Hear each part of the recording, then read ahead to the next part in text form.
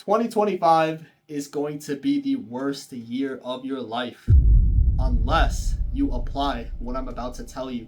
You see, the key to having a successful 2025 relies on these very things that I'm about to tell you. So, without further ado, there is no course, there is no link in bio for more. Nah, we got all the juicy, wet, watery details in this video. So without further ado, let's get straight into it. So, you've probably watched a million videos on setting goals, right? Goals are important. I mean, you need to have a direction that you're aiming for in order to hit it, right? But not a lot of people actually explain how to set goals. You see, when people say set goals for yourself, we think, oh, I want to hit $1 million, 1 million subscribers. I want a Bugatti. I want a Lamborghini. And so we tell ourselves in a year from now, if we don't have these very things, then we're unsuccessful.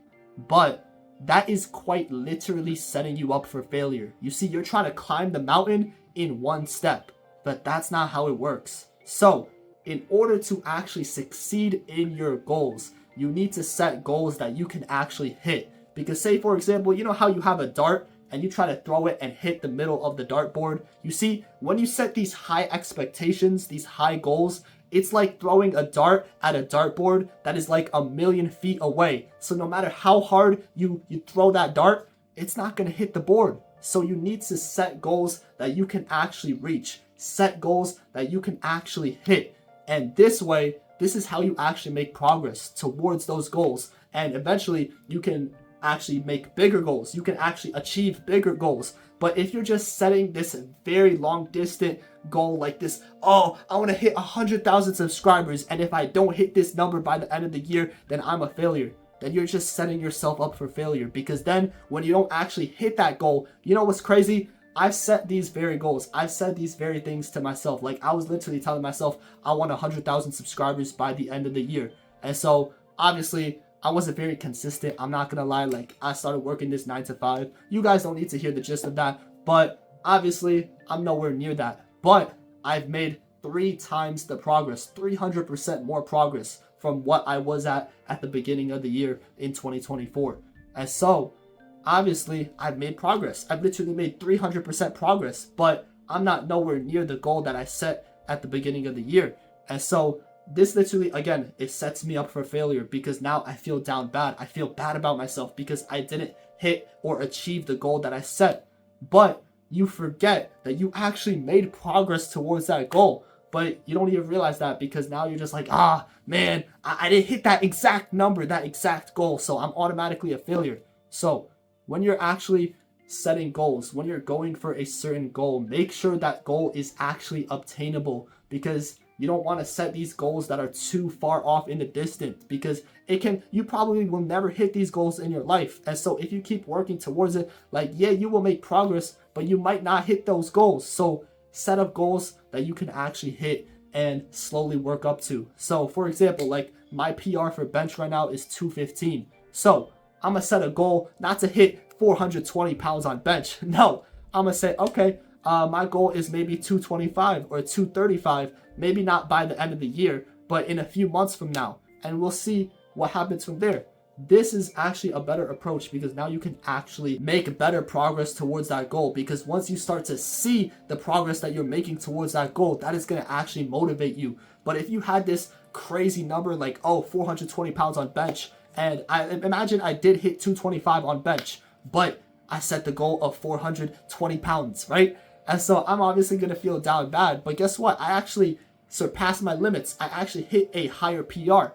But because I didn't hit that exact goal, I automatically think that I'm a failure. So do not set goals like this. You need to know how you actually set up these goals. And once you do that, then you could actually start working towards them. Now, the second thing is to have a purpose that is big enough, a goal that is big enough, a goal that is actually going to motivate you to work up to it. Because you see, if you don't have a purpose that is big enough, whenever you procrastinate, whenever you feel like not doing it, you're probably going to put it off to the side. You're probably going to actually procrastinate rather than actually work up to that goal, because that goal isn't big enough. Because you're telling yourself, you know what? I could slack off today or tomorrow or a week or two. It's not going to really matter. Eventually, I'll work up to this. And you see, that purpose isn't big enough. That purpose, like you're not hungry enough for that purpose, that goal, that thing that you're trying to achieve, because it's not big enough. It's not worth working up to. So you need to have something. You need to have a goal, a certain task, something that you want to achieve. And it has to be big enough. It has to have a purpose, an impact on you in order to actually achieve it. And so this purpose, this goal needs to be so impactful. You need to be so driven by this goal that it actually overrides the feeling of instant gratification. So the next time you find yourself laying on your bed, scrolling on reels, this purpose should override that feeling. You should get that feeling like, yo, wait, I could be doing this instead of this. I could be working towards myself and becoming the best version of myself instead of laying in my bed, eating Lay's and Hershey Kisses. And this brings me on to the next topic, faith over feelings. You see, Jesus, he was tempted by Satan. You see, Jesus, he even cried. He even didn't want to die, but he put his faith over his feelings. And that's how he was able to die for our sins. I know it's not a good thing, obviously, right? Like Jesus died.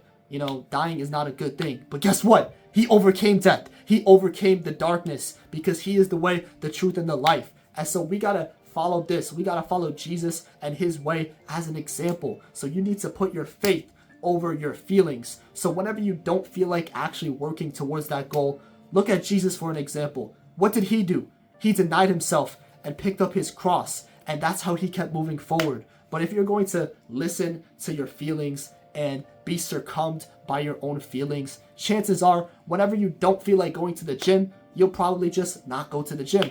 But you see, the true progress is made when you do things, especially when you don't feel like it. Shout out to Hamza Yeager. So put your faith over your feelings, because if I told myself 3 years ago when I started my self-improvement journey, if I told myself, you know what, I'm very unhealthy, I was very skinny fat, like I'm not gonna lie, like I'm at rock bottom, but guess what? The only way from the bottom is up. So I had that faith in myself. I saw that vision. I was like, yo, you know, I may be at the worst stage in my life, but guess what? I don't have anything to lose. So the only way is up. I can only make progress from here. And so from that point, that's where I put my faith. I put my faith in myself.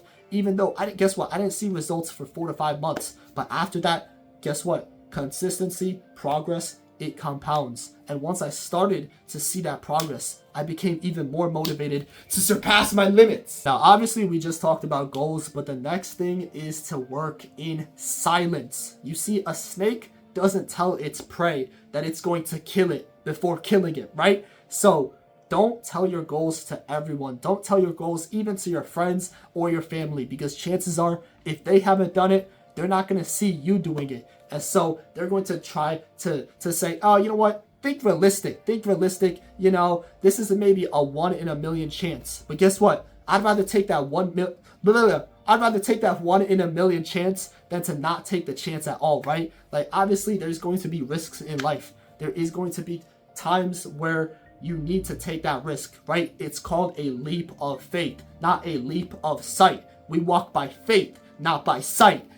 Yeah. You need to let the results, you need to let the work speak for itself, because actions speak louder than words. But if you're telling everyone about your goals, low-key, you're going to get a little dopamine spike. You're going to be like, oh yeah, you know, everyone knows that I'm about to work towards this goal. But guess what? Now you feel content because you got that dopamine spike. And now you're probably going to procrastinate. You're going to put off to the side the work that you should actually be doing, because you already received the dopamine that is equal or maybe even higher than actually achieving that goal. And so now you're going to be content, you're going to be lazy, and you're not going to actually work towards it. So I don't know what it is, but not telling anyone about certain things. Like, I've had visions and dreams and I didn't tell anyone about it and it came true. Like, you guys won't believe me, but like literally like a few months ago, I had a whole vision and dream about like shooting stars and northern lights in my area. And guess what? There has never been northern lights in my area for as long as I've lived here, right?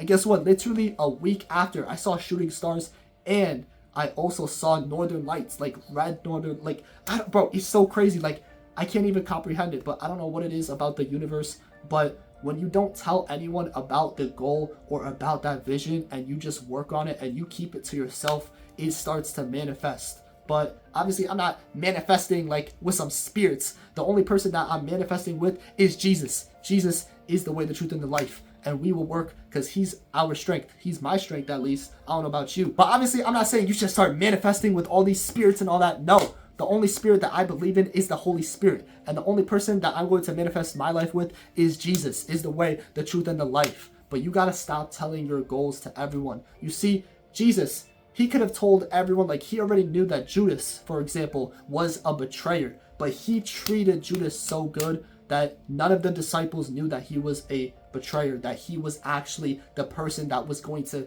basically have Jesus killed, right? But Jesus, he kept silent and he let God work. Like he let the Father, he let God's plan basically work, even though he already knew that it was going to happen. But if he told everyone that Judas was going to be the betrayer, guess what? Probably the whole story would have been completely different, right? And maybe Jesus wouldn't have died for our sins and we would have all been condemned, like low key, right? But he came to the world not to condemn us, but to save us. And so he kept silent. Even though he already knew what was going to happen, he still kept silent and he kept doing God's work. He kept doing the will of the Father, right? No one will get to heaven unless those who do the will of the Father. And that is also like another sign of faith without works is dead, because it literally says to do the will, do the action of the Father. And so obviously our works don't save us. But hey, I'm getting a little off topic, but basically don't tell everyone about your plans. Don't tell everyone about your goals, because if you're not even 1% the way to that goal and you tell everyone about it, obviously everyone's going to doubt you. Obviously everyone's going to try to stop you before you even start, because you're telling them that you're going to be all the way up here when you're literally down here. So work in silence, stay to yourself, and work towards that goal when you're at right here, for example. So that way, when you at least get halfway up the mountain and tell everyone that you're going to reach the top, they're going to actually start to believe you because you already made it halfway. And that's how you actually succeed as well, by not telling people your goals, by keeping those goals to yourself and putting that faith to work. The next thing is to set up a routine, because you see, when you set up a good routine, right, you are your habits. So if you have a routine that has nothing but good habits, you will become that, right? And so it also creates a level of accountability, because whatever it hits, like say for example, you have a whole routine and you put 5 o'clock, you need to go to the gym.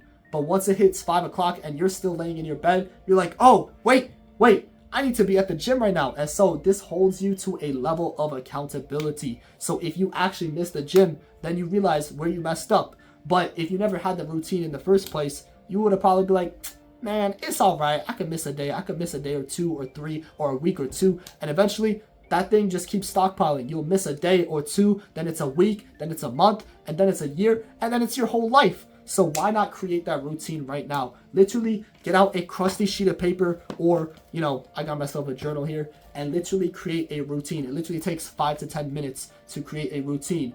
Literally, like, reflect upon yourself. This is another thing. You need to reflect upon yourself.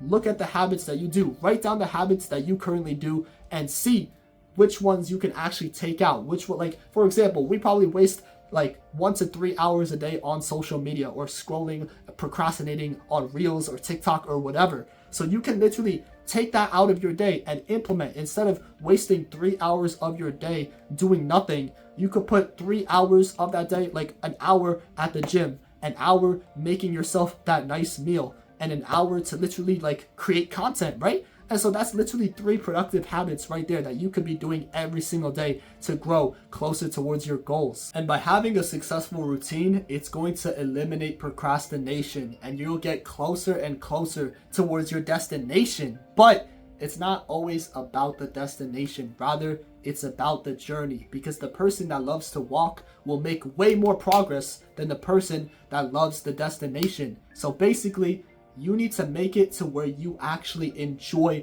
doing the thing that you're working up towards, because this is where you can actually make way more progress. Because say for example, there are 2 people at a job. One person hates his job and the other person loves his job. Obviously, the person that loves the job is going to make way more progress, because they get way more fulfillment. They see a purpose in their work. So if you can actually see a purpose and actually, my monitor is turning off, but if you can actually see a purpose and if you can actually enjoy doing the thing that you're working up towards, you're going to make way more progress. Like me, for example, I love to go to the gym. I love to work out. Like anytime I get the chance to go to the gym, I will do it. And so this creates a sense of purpose, a sense of drive, motivation, because I love the thing that I'm doing. And by this, I can actually make more progress. So if you actually enjoy, like at first it's going to suck, right? All hard things suck when you first start.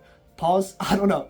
But eventually you will actually start to enjoy it, because once you see the progress, it's going to motivate you. And so if you actually enjoy doing that thing that gives you that purpose that you can work towards, then this is where you can actually make true progress. But anyways, I hope you guys did enjoy today's video. Let's go all out in 2025. No excuses. We're going to keep surpassing our limits this year. Comment down below 25 no limits, because that's what we're doing on this channel and on this journey. But anyways, I hope you guys did enjoy today's video. Stay blessed, stay wealthy, and remember to keep surpassing your limits. And I'll see you guys in the next one. Peace.